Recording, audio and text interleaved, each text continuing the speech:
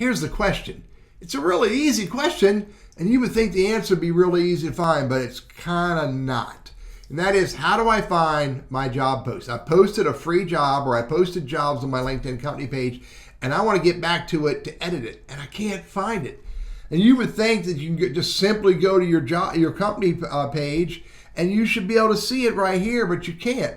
Now you can go to jobs. When you go to the job tabs, it doesn't let me manage my jobs. It only lets me, see some way of looking at them. Job settings, it doesn't let me change it. There's two ways to get to your posted job. Number one is from your LinkedIn company page, click on admin tools, click on post a free job. I know that's not what you want to do, but when you come to this page, click on manage job post, and boom, right there is the job for me to edit. Or the other way to do it is from the LinkedIn homepage.